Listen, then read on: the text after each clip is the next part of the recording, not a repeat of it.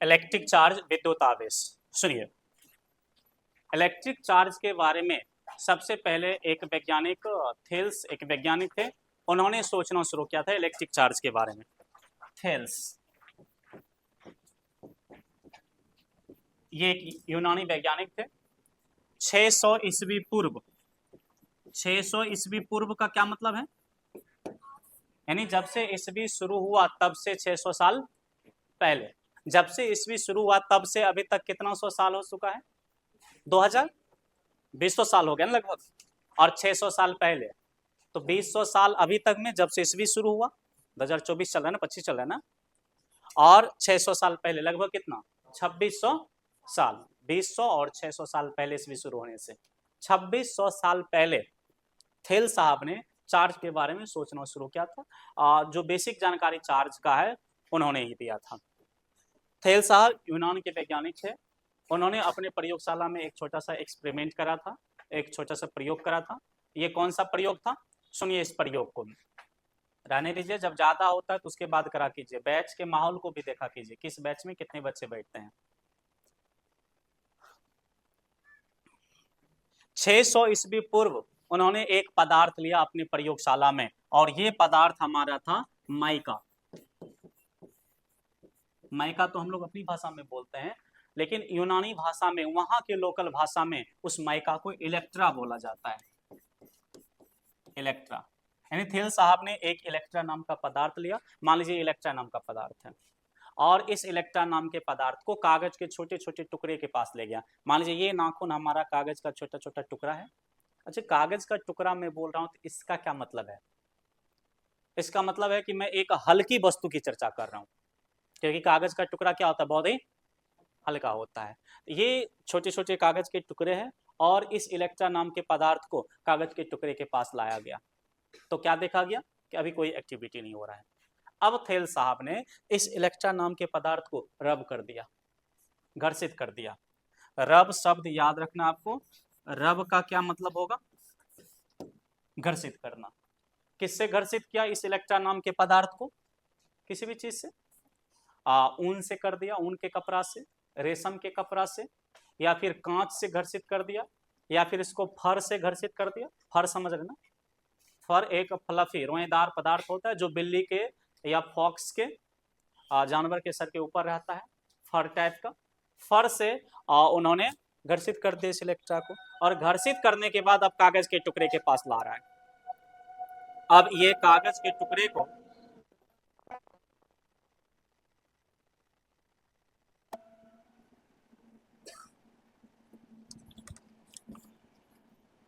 ये देखिए, जब घर्षित करने के बाद उन्होंने इस इलेक्ट्रा नाम के पदार्थ को कागज के टुकड़े के पास लाया, तो अब ये इलेक्ट्रा इस कागज के टुकड़े को क्या कर रहा है?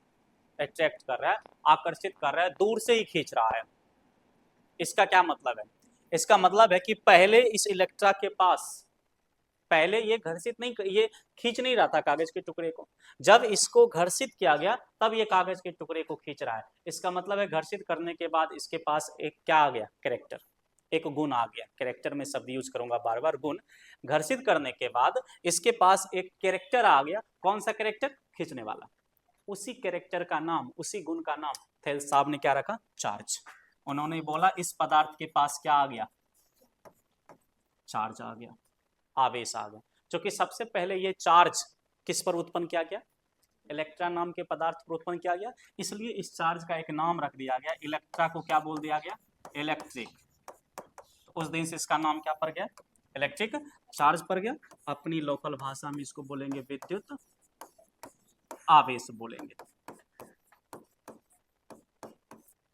ये देखें, तो विद्युत आवेश किसका नाम रखा गया? वस्तु के एक कैरेक्टर का नाम रखा गया, एक गुण का नाम रखा गया। किस गुण का? जिस गुण के कारण वस्तु दूसरे वस्तु को क्या करता है?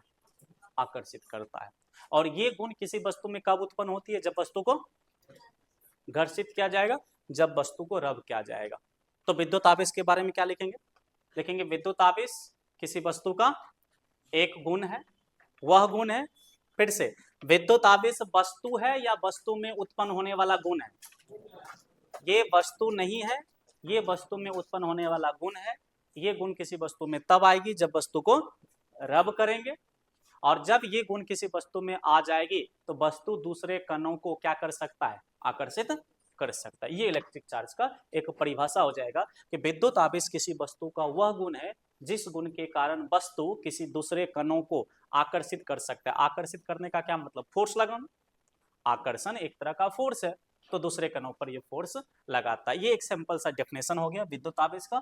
इसका और भी परिभाषा हो सकता है अलग अलग, उसकी अभी मैं चर्चा नहीं कर रहा हूँ, ये इसकी चर्चा मैं तब करूंगा जब आगे आने वाला समय आएगा और चीजें हम इसके बारे में जान लेंगे। तो विद्युत आवेश का डेफिनेशन क्या हो जाएगा, विद्युत आवेश का डेफिनेशन होगा electric charge is the characteristics of an object. विद्युत आवेश किसी वस्तु का एक गुण है ड्यू टू व्हिच, जिसके कारण इट कैन अप्लाई, यह आरोपित कर सकता है, अ फोर्स, एक बल अपॉन के ऊपर, अदर पार्टिकल्स, दूसरे पार्टिकल्स के ऊपर। लिख लीजिए इसको, इसका मैं हिंदी भी लिखा देता हूँ। विद्युत आवेश किसी वस्तु का वह गुण है जिस गुण के कारण यह किसी दूसरे वस्तु पर क्या कर सकता है, फोर्स लगा सकता है। इधर नहीं बैठना है, 5 को छुटा हुआ बेंच, 5 आदमी उस पर बैठ जाइए, यहाँ से उठ के जाइए, 5 आदमी उस पर बैठिए, आगे वाले 5 खड़े हो जाइए। पहले ये दोनों रो कंप्लीट होगा तब इधर बैठना है, नहीं सुन रहे हो?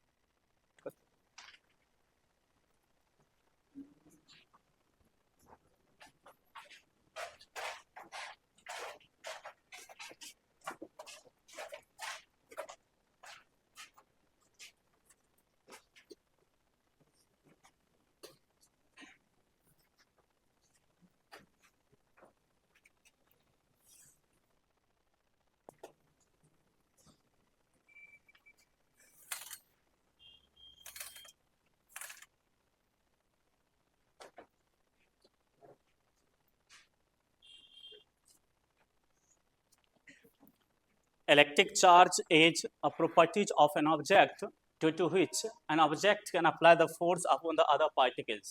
And this is not object itself. This is only the characteristics of the object. And due to which it has property to apply the force upon other particles.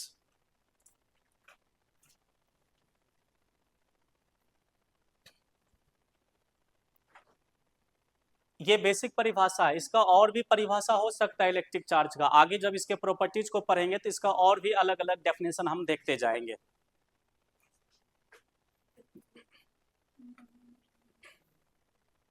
इसका हिंदी करेंगे हम लोग, और शुरुआती टॉपिक से इसलिए एका दुका का मैं इंग्लिश लिखा रहा हूँ ताकि आपको थोड़ा मालूम चल जाए कि हमको भी थोड़ा इंग्लिश आता है।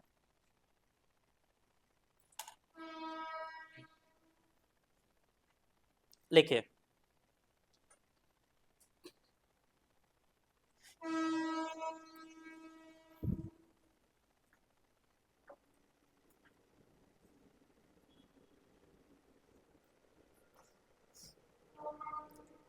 देखिए विद्युत आवेश, विद्युत आवेश, विद्युत आवेश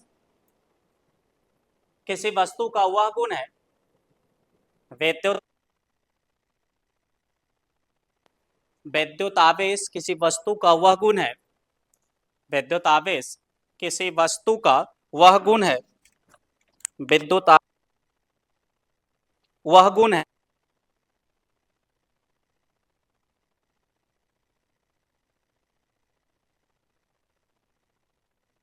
वह गुण है जिसके कारण वस्तु किसी दूसरे कणों पर जिसके कारण वस्तु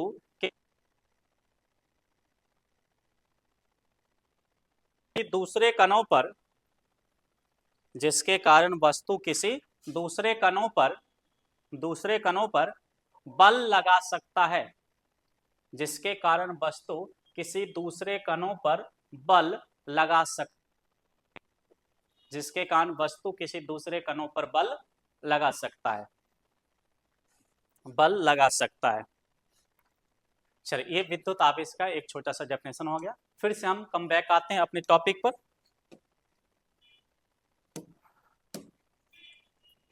तो विद्युत आवेश वस्तु है या वस्तु का गुण है? वस्तु का गुण है।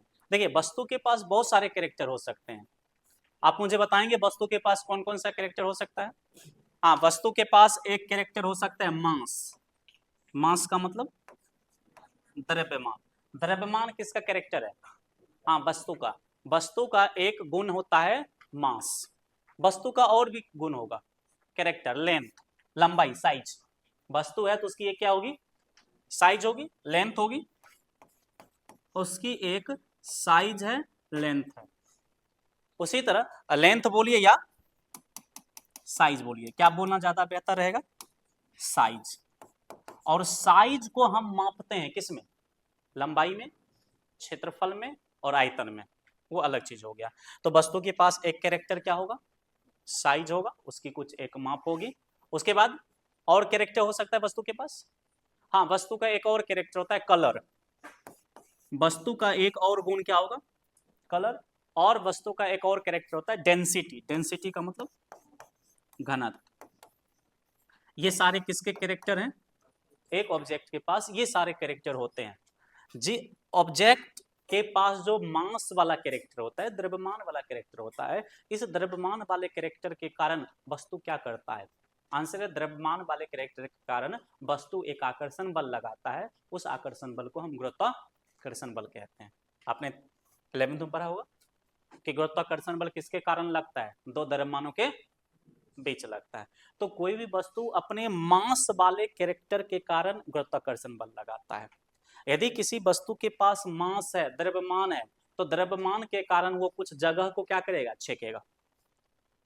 वस्तु अपने द्रव्यमान वाले कैरेक्टर के कारण कुछ जगह को क्या करेगा?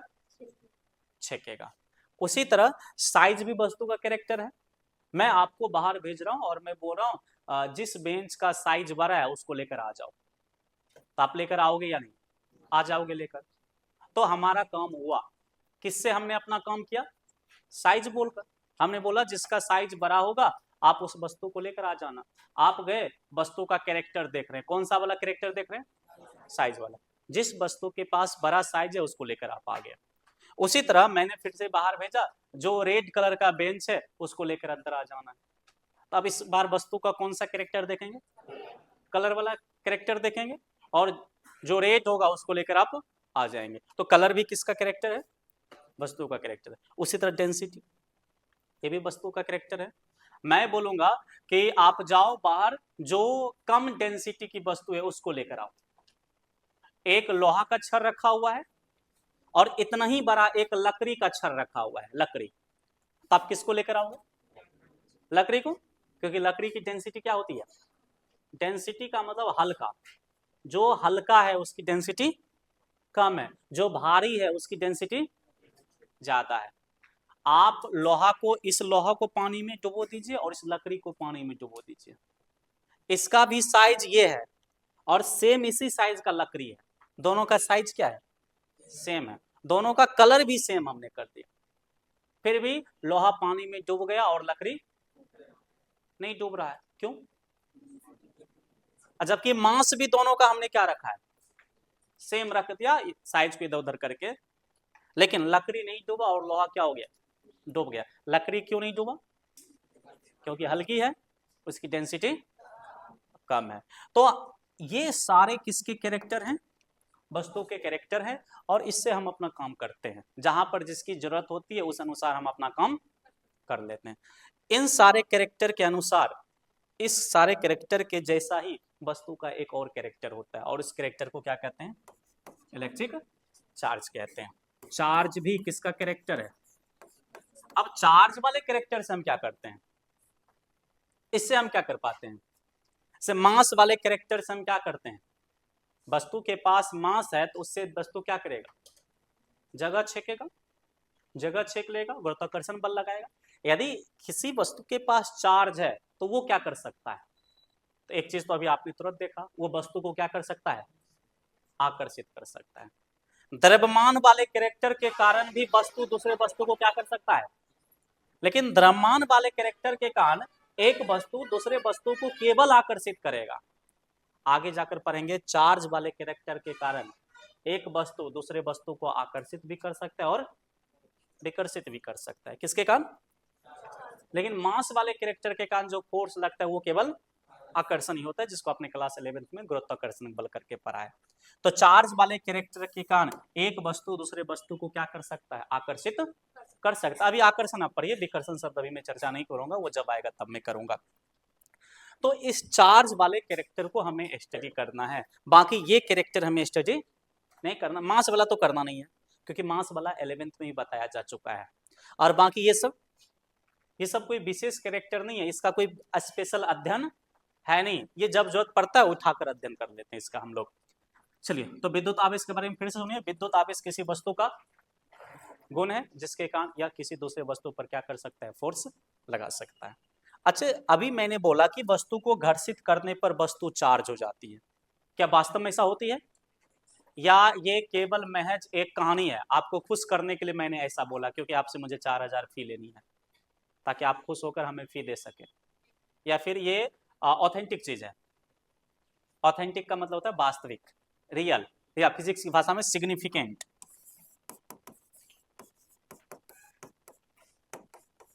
ये वर्ड अभी कभी आपने सुना है?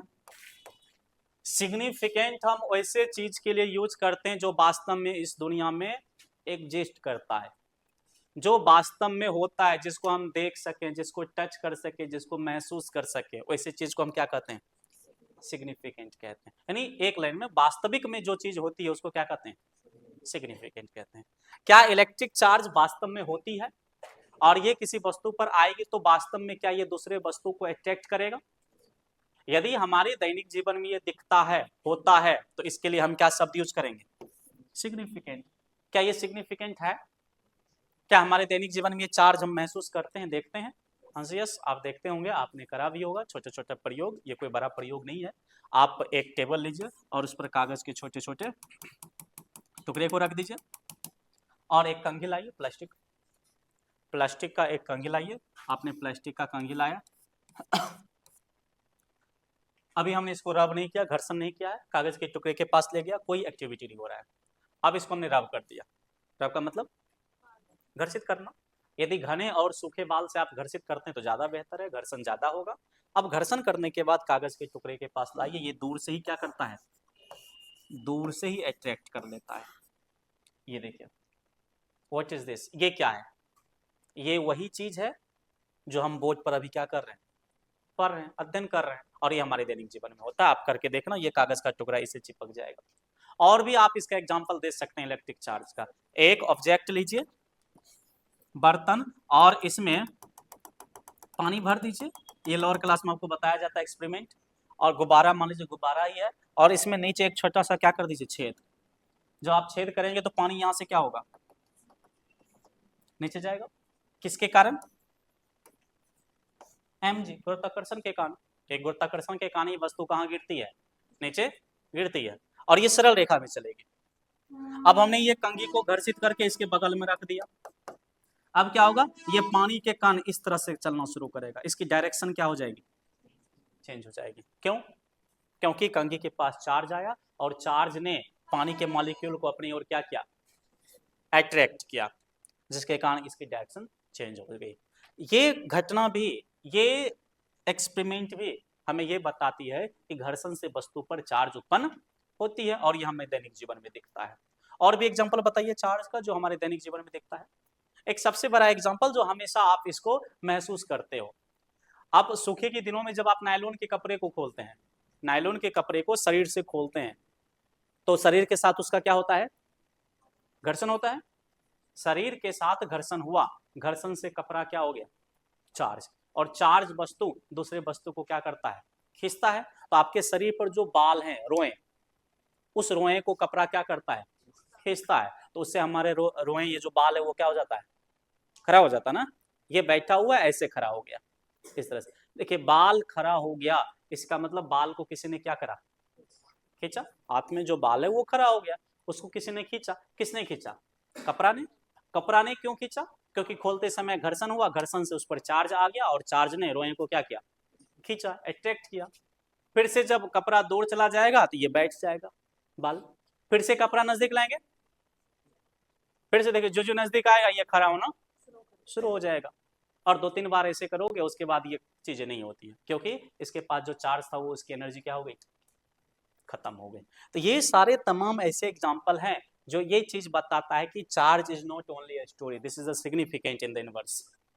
चार्ज केवल कहानी नहीं है, ये इस ब्रह्मांड में क्या है, सिग्निफिकेंट है, वास्तविक है, और हम अपने डेली लाइफ में इसको क्या करते हैं, महसूस करते हैं। अच्छा, कभी आपके साथ ऐसा हुआ है कि अचानक आपका शरीर, दो हड्डी अचानक ऐसे फिसला आपके शरीर में, चाहे वो घुटना का हो या कोहनी का हो, और आपको लगा कि हमारे शरीर में करंट का झटका लगा है, हुआ है?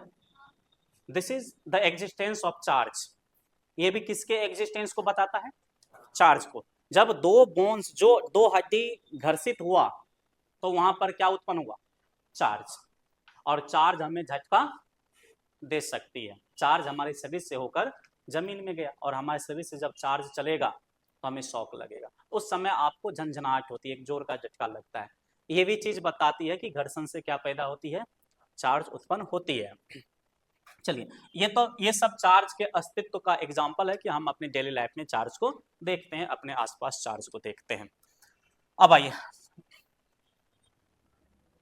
अच्छा मान लीजिए हमने चार्ज के बारे में बता दिया। अब इसमें से एक स्टूडेंट क्या हुआ, गया अपने घर पर में गया और एक प्लास्टिक का कंघी लिया, उसको घर्षित किया, 10 मिनट तक घर्षित किया इस तरह से, और घर्षित करके अपने दादाजी के पास ऐसे नजदीक ले गया, और ये कोशिश कर रहा है, वो एक्सपेरिमेंट कर रहा है, क्या ये दादाजी को खींचता है, क्या ये कंघी आपके दादाजी को खींचेगा? और दादाजी को यदि नहीं खींचा तो स्टूडेंट वहीं से गरियाना शुरू करता है, टीचर को कुछ पढ़ा देता है क्लास में, क्योंकि टीचर ने उसको पढ़ाया है कि कंघी को घर्षित करने पर वो चार्ज होता है, और चार्ज वस्तु दूसरे वस्तु को क्या करता है, खींचता है। तो क्या उस समय टीचर को गरियाना उचित है? ये दादाजी को क्यों नहीं खींच रहा है यदि घर्षित हुआ, इसके पास चार्ज है तो? देखें, जिसके पास एनर्जी होती है वो काम कर सकता है, उसके पास कार्य करने की क्या होगी, क्षमता होगी।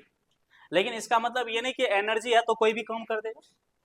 आपके पास एनर्जी है, आप काम कर सकते हैं। मैं कहूंगा हाथी को उठा लो, उठा लोगे? तो वहां पर ये नहीं बोला जाएगा कि एनर्जी है तो कार्य करने की क्षमता होनी चाहिए, तो हाथी को क्या करना चाहिए, उठाना चाहिए। हाथी को आप उठाओगे, ये केवल इस बात पर निर्भर नहीं करेगा कि आपके पास ऊर्जा है, ये इस बात पर निर्भर करेगा कि आपके पास कितनी ऊर्जा है। यदि ज्यादा ऊर्जा है तब आप हाथी को क्या करेंगे, लेकिन ज्यादा ऊर्जा नहीं, बहुत ही कम ऊर्जा है, तो केवल आप रोटी को थाली से मुंह तक ले जा सकते हो, उससे ज्यादा नहीं कर सकते, क्योंकि उतना ही एनर्जी आपके पास है। घर्षण से हम उतना चार्ज पैदा नहीं कर सकते हैं कि दादाजी को क्या कर ले, अट्रैक्ट कर ले। उतना ज्यादा चार्ज इस पर नहीं आता है। हाँ, इस पर कम चार्ज आता है, इसलिए छोटी हल्की वस्तु को ही क्या करेगा, अट्रैक्ट करेगा, भारी वस्तु को अट्रैक्ट नहीं करेगा। हाँ, दादाजी को यदि आप सच में चाहते हो अट्रैक्ट कर ले, भोज खाने का मन है यदि आपको, तो आप इस पर इतना चार्ज कर दो, 12 लाख वोल्ट का चार्ज इस पर उत्पन्न कर दो, हायर वोल्टेज इतना चार्ज उत्पन्न कर दो। अब ये दादा जी के जितने भी आपके घर में ऑल्ट पर्सन है, सबको ये खींच लेगा। आपने सुना होगा कि हाई वोल्टेज तार के नजदीक जाने से लगता है क्या कर रहा है, खींच रहा है, दूर से ही आपको खींचने का वो प्रयास करता है। वो एक अलग घटना हो जाएगा, इंडक्शन, प्रेरण, उसको हम अलग से स्टडी करेंगे। लेकिन अभी चार्ज को हम बड़े स्तर पर पैदा नहीं कर रहे हैं, चार्ज को हम छोटे स्तर पर उत्पन्न कर रहे हैं, क्या करके, घर्षण करके। घर्षण करके हम बड़े स्तर पर चार्ज को उत्पन्न नहीं कर सकते हैं।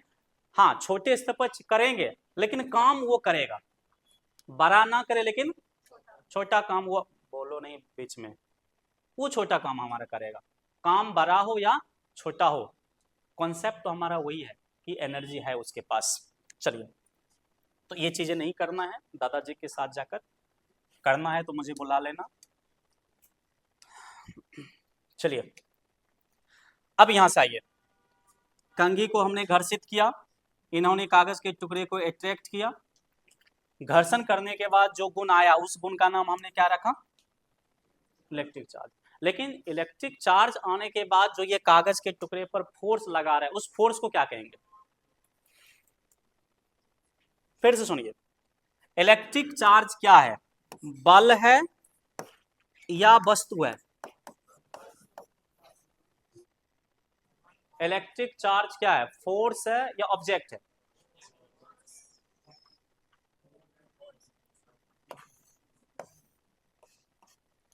चलो, इलेक्ट्रिक चार्ज क्या है, मुझे ताज्जुब नहीं लग रहा है, क्योंकि मुझे पता है कि आपको नहीं मालूम है, इसलिए मेरे पास बैठे हुए हो आप। मालूम रहता तो मेरे पास थोड़े ना रहते आप। अभी एक चीज तो मैंने क्लियर कर दिया कि इलेक्ट्रिक चार्ज वस्तु नहीं है, वो मैंने लिखा भी दिया।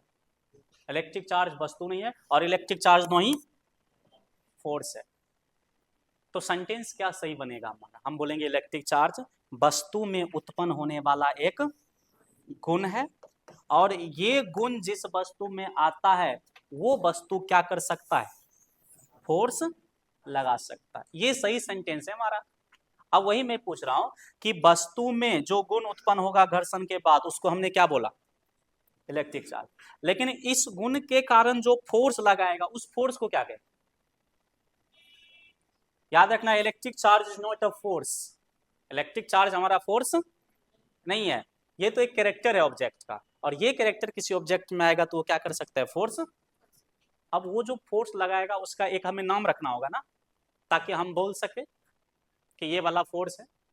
जैसे आप एक फुटबॉल को किक मारते हैं, किक आउट करते हैं, पैर से मारते हैं, कौन सा फोर्स आपने लगाया, मैस्कुलर फोर्स। कौन सा फोर्स, मस्कुलर फोर्स। मांसपेशियल, कुआं से पानी निकाले, कौन सा फोर्स, मैस्कुलर फोर्स। मम्मी ने फ्रिज में आइसक्रीम रखा और रात में आपने उठकर खा लिया, मम्मी चाटा लगाएगी, कौन सा force, muscular force. Muscular force उसका नाम हमने क्यों रखा, क्योंकि मांसपेशी से लग रहा है। यहां पर इस कागज के टुकड़े पर फोर्स कौन लगा रहा है, कंघी या इलेक्ट्रिक चार्ज? कंघी तो नहीं लगा रहा है, यदि कंघी फोर्स लगाता तो पहले भी लगाता जब घर्षण नहीं हुआ, लेकिन ये घर्षण के बाद फोर्स लगा रहा है, क्योंकि घर्षण के बाद इस पर इलेक्ट्रिक चार्ज आया तो फोर्स लगा रहा है। तो फोर्स किसके कारण लग रहा है, विद्युत आवेश के कारण। इसलिए इस बल को हम कहेंगे विद्युत बल। विद्युत बल कहेंगे, इलेक्ट्रिकल फोर्स कहेंगे, इलेक्ट्रिकल फोर्स, या इसी को दूसरी भाषा में हम लोग कहेंगे स्थिर विद्युत बल। विद्युत बल, इलेक्ट्रोस्टैटिक फोर्स। स्थिर विद्युत बल क्यों कहेंगे, क्योंकि इस कंघी पर जो चार्ज उत्पन्न होता है वो मूव नहीं करता है, चलता नहीं है, क्या रहता है, स्थिर रहता है, इसलिए स्थिर विद्युत बल कहते हैं। नॉर्मली आप इलेक्ट्रिकल फोर्स याद रखिए। अब यहां से दो चीज आपको याद रखना है, इलेक्ट्रिक चार्ज जो फोर्स लगाएगा उस फोर्स को क्या कहेंगे, इलेक्ट्रिकल फोर्स कहेंगे। अब दोनों शब्द हमेशा एक साथ चलेगा, पैरेलल चलेगा। मैं एक बोलूंगा, दूसरा आपको क्या कर जाना है, समझ जाना। मैं बोलूंगा इसके पास इलेक्ट्रिक चार्ज है, आपको क्या समझना है, ये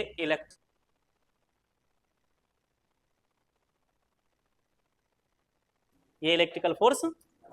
मैं उल्टा बोलूंगा कि ये वस्तु लगा सकता है, इसका मतलब इसके पास इलेक्ट्रिक चार्ज है। तो ये दोनों word, electrical force and electric charge, ये पैरेलल हमेशा चलेगा, समांतर चलेगा। समांतर का मतलब एक साथ। इलेक्ट्रिक चार्ज इलेक्ट्रिकल फोर्स लगा सकता है, जहां इलेक्ट्रिकल फोर्स लग रहा है वहां पर क्या होगा, इलेक्ट्रिक चार्ज होगा। बाकी सारा चीज को आप भूल जाइए। अब सवाल ये आता है कि यहाँ पर जो इलेक्ट्रिकल फोर्स लग रहा है, ये जो इलेक्ट्रिक चार्ज इलेक्ट्रिकल फोर्स लगाता है, कहाँ कहाँ लगता है ये फोर्स, अपने आसपास देखकर बताइए ये फोर्स कहाँ कहाँ लग रहा है।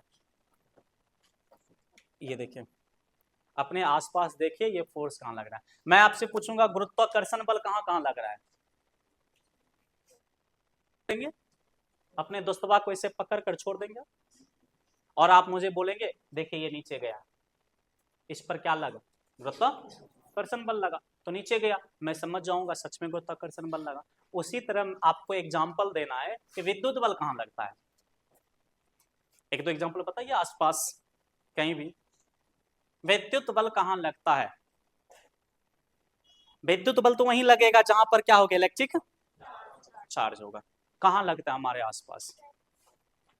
तो विद्युत बल कहाँ लगता है, इसके लिए आपको ये समझना होगा कि फोर्स कितने प्रकार के होते हैं। मैं इस पर वापस आऊंगा, इलेक्ट्रिकल फोर्स कहाँ कहाँ लगता है, लेकिन इसको समझने के लिए आपको ये पता करना होगा कि इस ब्रह्मांड में फोर्स कितने प्रकार के होते हैं। याद है कितने प्रकार का फोर्स होता है, फोर्स कितने प्रकार के होते हैं इस ब्रह्मांड में, आंसर फंडामेंटली 4 प्रकार के फोर्स होते हैं इस ब्रह्मांड में। एक फोर्स तो अभी तुरंत आपने देखा, कौन सा? विद्युत बल। या इसका आगे जाकर हम नाम भी चेंज करेंगे, विद्युत चुंबकीय बल, इसमें चुंबकीय बल भी ऐड करेंगे। दोनों एक ही नेचर का फोर्स होता है, विद्युत चुंबकीय बल।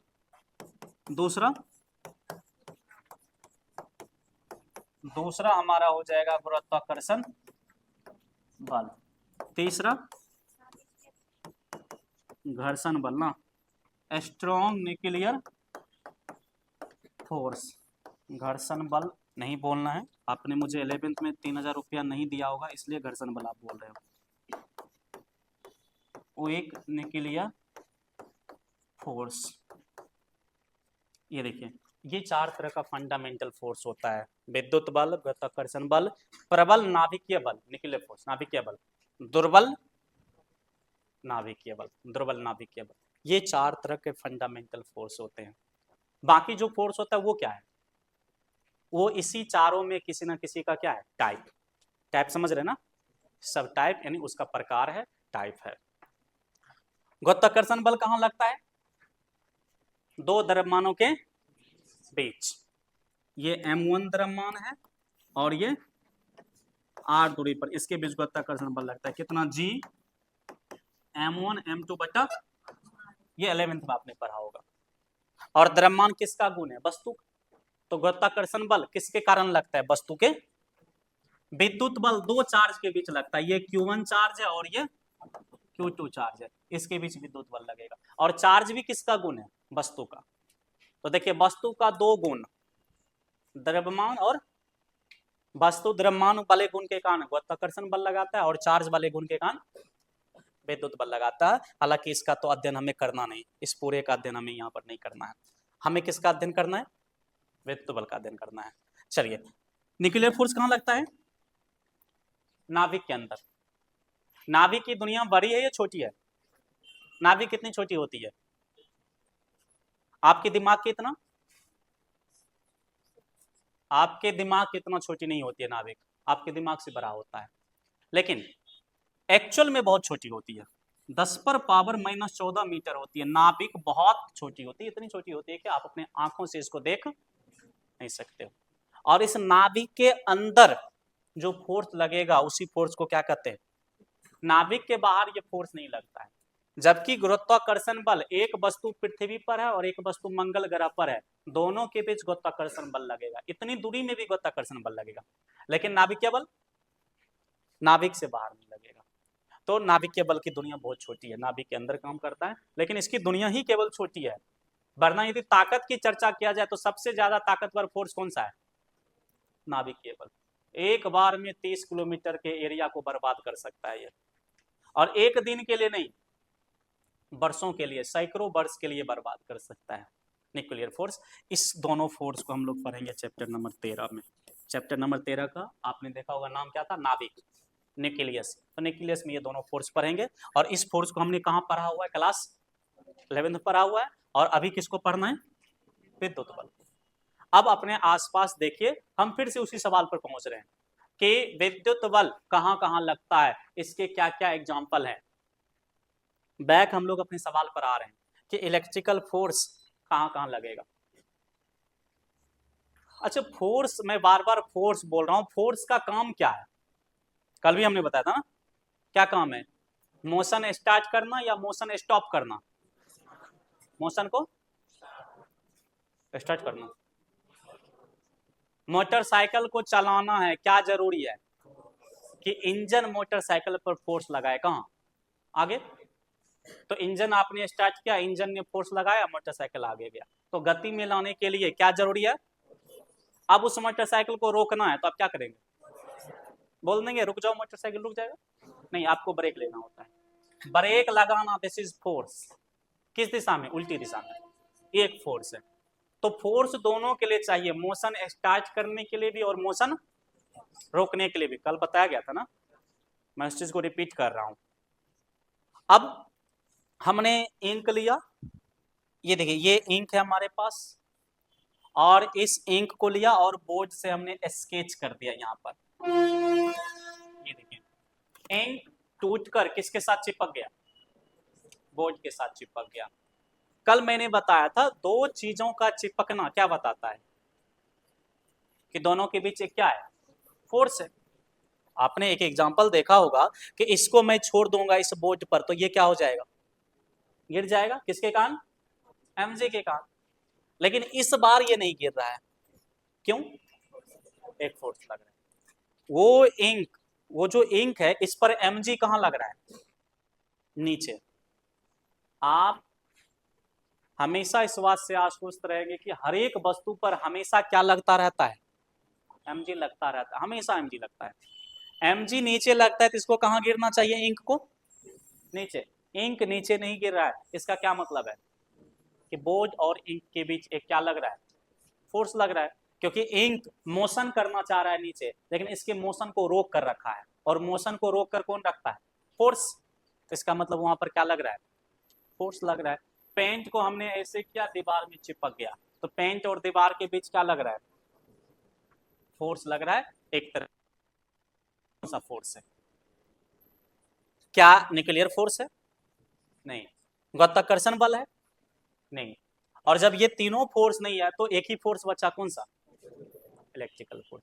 इलेक्ट्रिकल फोर्स वहां भी लग रहा है, इलेक्ट्रिकल फोर्स यहां भी लग रहा है। लेकिन ये तो हो गया केवल बोलना कि वहां इलेक्ट्रिकल फोर्स लग रहा है, एक्सप्लेन कैसे करेंगे कि वहां इलेक्ट्रिकल फोर्स लग रहा है।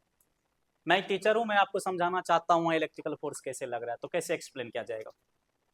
उसी तरह एक और एग्जाम्पल मैं देता हूं, कल भी हमने बताया था कि चलने का क्या तरीका है।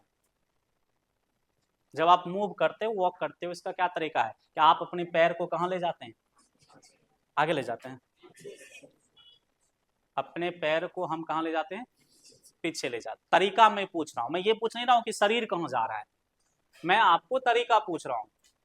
पैर को कहां ले जाते हैं, पीछे। पैर पीछे गया, क्यों पीछे जा रहा है, क्योंकि आप फोर्स लगा रहे हो, इसलिए मोशन करके कहां जा रहा है, पीछे। आपने फोर्स लगाया, फोर्स लगाया ये वाला, तो क्या उत्पन्न हुआ, मोशन। ये फोर्स किसने उत्पन्न किया, हमने, क्योंकि हमारे पास मसल्स पावर है, मस्कुलर पावर है, हम फोर्स बना सकते हैं उससे। पीछे गया और जो ही जमीन पर ये टच किया, रुक गया। जमीन पर टच होने के बाद यानी मोशन खत्म, मोशन रुक गया। अब मुझे बताइए मोशन को स्टॉप किसने किया, तो मोशन को स्टॉप करने का काम किसका है, फोर्स का। इसका मतलब हमारे पैर को, एक फोर्स ने हमारे पैर के मोशन को क्या किया, स्टॉप किया। किस फोर्स ने मोशन को स्टॉप किया, क्या हमने मोशन स्टॉप किया, नहीं है। हम तो अभी भी टच करने के बाद भी क्या कर रहे हैं, धक्का दे रहे हैं। टच करने के बाद भी हम जमीन को धक्का दे रहे हैं। हम तो मोशन में रखना चाहते हैं पैर को, लेकिन हमारे पैर का मोशन क्या हो गया, स्टॉप हो गया। मोशन को स्टॉप किया किसने, फोर्स ने। और आपको बताना है किस फोर्स ने मोशन को स्टॉप किया। और कल हमने ये भी बताया था, जिस फोर्स ने मोशन को स्टॉप किया वो फोर्स हमें मदद कर रहा है या मदद नहीं कर रहा है, मदद कर रहा है। यदि मान लीजिए जिस फोर्स ने हमारे पैर के मोशन को रोक दिया, वो फोर्स हमारे पैर के मोशन को नहीं रोकता, तो क्या होता, हमारा पैर पीछे जाता और शरीर आप कहां ले जा रहे हैं, आगे। पैर पीछे जा रहा है, आपका ये ऊपर वाला भाग आगे जा रहा है। इस स्थिति में क्या होगा, हाँ, पूरा शरीर हॉस्पिटल पहुंच जाएगा, आपका दांतें निकलेगी, आप गिर जाओगे। हम ना गिरे इसके लिए जरूरी है कि हमारा पैर जो ही जमीन पर जाए वो रुक जाए, जो ही जमीन पर जाए वो। और रोकने का काम कौन करता है, फोर्स। और यहाँ पर एक फोर्स लगता है जो हमारे पैर के मोशन को क्या करता है, रोकता है। और ये मोशन रुक गया, हम ये पैर आसानी से कहां बढ़ा लेते हैं, आगे बढ़ा लेते हैं। ये कौन सा फोर्स है, न्यूक्लियर फोर्स, ये तो फोर्स है नहीं। गुरुत्वाकर्षण बल, ये भी नहीं है। गुरुत्वाकर्षण बल तो सिंपली नीचे खींचता है इससे, और गुरुत्वाकर्षण बल कभी भी मोशन को स्टॉप नहीं करता है। ये तीनों फोर्स नहीं है तो कौन सा फोर्स होगा, हाँ, निश्चित रूप से इलेक्ट्रिकल फोर्स होगा। लेकिन कैसे एक्सप्लेन करेंगे। अच्छा, आपके दिमाग में आ रहा घर्षण बल, क्या ये घर्षण बल है, क्या इसको घर्षण बल बोल सकते हैं, घर्षण बल बोल सकते हैं या नहीं, आंसर यस, इसको घर्षण बल बोल सकते हैं। जब आपका पैर नहीं रुकता है तो आप क्या बोलते हैं कि घर्षण नहीं है, इसलिए स्लिप कर गया, यही बोलते हैं ना। तो ये जो एक्चुअल में ये जो फोर्स है, कौन सा फोर्स है? घर्षण बल है। लेकिन घर्षण बल कोई नया फोर्स नहीं है हमारा, ये एक टाइप है। किस फोर्स का? बल का ये एक टाइप है। तो याद रखना है, घर्षण force, frictional force is not a new force, this is only the type of the electrical force. और ये बीपीएससी 2017 में पूछा हुआ क्वेश्चन है, बीपीएससी जो बिहार का सबसे बड़ा एग्जाम है, अभी जो बच्चे प्रोटेस्ट कर रहा है। 2017 में एक क्वेश्चन पूछा था, निम्नलिखित में से कौन सा फोर्स विद्युत बल का प्रकार है? 4 ऑप्शन उसमें था, ये और ये। तो कौन सा फोर्स विद्युत बल का प्रकार होगा? घर्षण बल is a type of electrical force. लेकिन क्लास 11th में हम उसको इलेक्ट्रिकल फोर्स ना बोलकर क्या बोलते हैं? घर्षण बल बोलते हैं। और जब घर्षण के उत्पत्ति का कारण पढ़ते हैं तब उसमें हम किसको पढ़ते हैं? विद्युत बल को पढ़ते हैं, लेकिन उसका नाम वहां पर घर्षण बल रख देते हैं। उसी तरह मैंने कल एक और एग्जांपल दिया था, कौन सा? बाल्टी में पानी है और हमने हाथ घुसाया और ऐसे फोर्स लगाकर पानी को मोशन में ला दिया।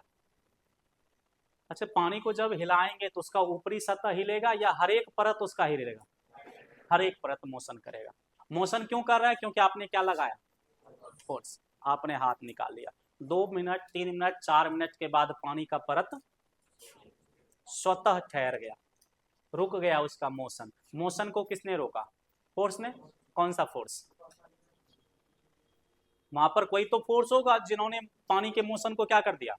रोक दिया। उस फोर्स को हम लोग क्लास 11th में हाल ही फिलहाल तो मैंने बताया होगा, विस्कोसिटी, फोर्स ऑफ विस्कोसिटी, संयान बल।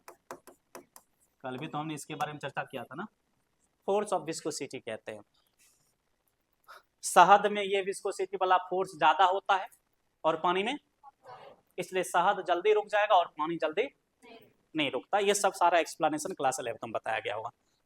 उसी तरह एक और एग्जांपल हमने दिया था, एक लकड़ी को पानी के अंदर ऐसे डुबो दीजिए और छोड़ के आपने फोर्स लगाया, छोड़ने के बाद फिर से ऊपर कौन लाया? और ऊपर आना ये एक आश्चर्यजनक घटना है। क्यों? क्योंकि mg कहाँ लग रहा है? नीचे। तो उसको जाना कहाँ चाहिए? नीचे जाना चाहिए, बट वो आ कहाँ गया? इसका मतलब है mg से भी बड़ा फोर्स एक कहाँ लग रहा है? ऊपर लग रहा है। तब तो वो mg के दिशा में ना जाकर कहाँ गया? ऊपर की ओर गया। इस फोर्स को हमने क्या बोला था? Force of buoyancy of thrust, उत्प्लावन बल अपनी लोकल भाषा में। हमारा पतंग भी इसी उत्प्लावन बल के कारण हवा में उड़ते रहता है, जबकि उसको हवा में उड़ना नहीं चाहिए। mg कहाँ लग रहा है? नीचे। उसको नीचे गिर जाना चाहिए, लेकिन वो नीचे गिरता नहीं है, फोर्स ऑफ बायंसी के कारण। उसी तरह ये लोहा है और इसको हमने खींचा इसे, क्या ये अलग हो रहा है? नहीं अलग हो रहा है। कौन सा फोर्स? यहां पर कौन सा आकर्षण बल लग रहा है? कणों के बीच। इसको कहते हैं स्वसंजक बल। कौन सा? स्वसंजक। उसी तरह अच्छा, लोहा के हमने कण को अलग करना चाहा, क्या ये अलग हुआ? अब इसके एक कण को हम पकड़ते हैं और इधर फोर्स लगाते हैं, ऐसे एक कण को पकड़ा हमने, फोर्स लगाया, देखिए वही एक कण चला या सभी कण चलना शुरू किया? हमने फोर्स एक पार्टिकल पर लगाया लेकिन चला सब। क्यों? क्योंकि इसके कण एक दूसरे को बहुत मजबूती से पकड़ कर रखा, इतना मजबूती से पकड़ कर रखा, एक कण ऊपर उठेगा सारे पार्टिकल्स ऊपर उठेगा। क्या पानी में ऐसा है? पानी में हमने गिलास में पानी है, एक कण को पकड़ा ऊपर उठाया, क्या पूरा पानी ऊपर उठा? नहीं उठा, जिसको आपने पकड़ा वही उठा। इसका क्या मतलब है? कि पानी के कणों के बीच जो आकर्षण बल है वो क्या है? कम है। तो पानी और लोहा में किसका स्वसंजक बल अधिक है? लोहा का। और पानी का स्वसंजक बल कम है। हमने गम लिया, पेपर के साथ चिपका दिया, सूखने दिया, अब मैं गम को पकड़ता हूं, ले जाता हूं, तो उसके साथ कौन जाता है? पेपर को पकड़ कर ले जाऊं, गम भी जाएगा। इसका मतलब दोनों के बीच एक क्या लग रहा है? कौन सा फोर्स? असंजक। क्योंकि पेपर और गम अलग अलग पदार्थ है, जब अलग अलग पदार्थ में ये आकर्षण बल लगेगा तो असंजक, और एक ही पदार्थ में ये फोर्स लगेगा तो स्वसंजक। ये जितने भी फोर्स हमने बोला ये सब के सब किसका टाइप है? विद्युत बल का ही क्या है? टाइप है, सारे के सारे विद्युत बल का टाइप है, बस अलग अलग जगह पढ़ाई को आसान करने के लिए इसका नाम हम क्या रख देते हैं, अलग अलग वहां पर नाम रख देते हैं हम लोग। अब बता दीजिए मुझे, वो इंक स्केच में चिपक गई है, इंक बोर्ड में चिपक गया क्यों? अच्छा, इंक के कणों के बीच क्या लग रहा होगा? स्वसंजक, स्वसंजक लग रहा होगा ना। जब हमने इंक को बोर्ड पर ऐसे घर्षित किया, घर्षण से चार्ज हो गया, घर्षण से वस्तु क्या होती है? कौन चार्ज हुआ, बोर्ड या इंक? दोनों, दोनों चार्ज होगा ना, घर्षण करेंगे तो दोनों वस्तु चार्ज होता है, ये जस्ट 2 दिन में समझ आ जाएगा, एक पर पॉजिटिव एक पर नेगेटिव जाता है। तो घर्षण से दोनों वस्तु चार्ज होगा, बोर्ड भी और चार्ज हुआ तब इंक भी बोर्ड के कण को खींचेगा और बोर्ड भी इंक के कण को खींचेगा। कौन खिंचाएगा? जिसका क्या कम होगा? तो इंक का जो स्वसंजक बल होता है उसके खुद के अंदर का फोर्स वो कमजोर होता है, इसलिए इंक टूट कर किसके साथ? बोर्ड के साथ चला जाता है। उसी तरह पेंट को हमने घर्षित किया ऐसे, तो घर्षण से पेंट भी चार्ज हुआ और दीवार भी चार्ज हुआ। अब दोनों एक दूसरे को क्या करेगा? खींचेगा। तो कौन खिंचाएगा? दीवार का कण खिंचाएगा या पेंट का कण खिंचाएगा? पेंट का कण खिंचाएगा। क्यों? क्योंकि उसके अंदर पेंट के तमाम कणों के बीच जो स्वसंजक बल लग रहा है वो क्या है? कमजोर है दीवार के कण की तुलना में, इसलिए पेंट जाकर दीवार में क्या हो जाएगा? तो पेंट और दीवार के बीच कौन सा फोर्स लग रहा है? असंजक। लेकिन ये असंजक बल एक्चुअल में है क्या? विद्युत बल है। ये सारे इलेक्ट्रिकल फोर्स है। जब हम चलते हैं तो जमीन को क्या करते हैं? घर्षण होता है। घर्षण से क्या हुआ? चार्ज। कौन? जमीन भी और पैर भी। और चार्ज वस्तु एक दूसरे को क्या करता है? चिपका लेता है। तो जमीन पैर को क्या करता है? चिपका लेता है कुछ देर के लिए और पीछे नहीं जाने देता है, और आप दूसरा पैर आसानी से आगे कर लेते। कौन सा फोर्स लग रहा है? असंजक। लेकिन ये टाइप किसका है? इलेक्ट्रिकल फोर्स का, क्योंकि घर्षण हुआ, घर्षण से चार्ज पैदा हुआ, और चार्ज वस्तु जो फोर्स लगाता है उसको क्या कहते हैं? विद्युत बल कहते हैं। लेकिन उसका नाम वहां पर क्या रख देते हैं? असंजक बल रख देते हैं। बेसिक में कौन है? विद्युत बल। और विद्युत बल किससे पैदा होती है?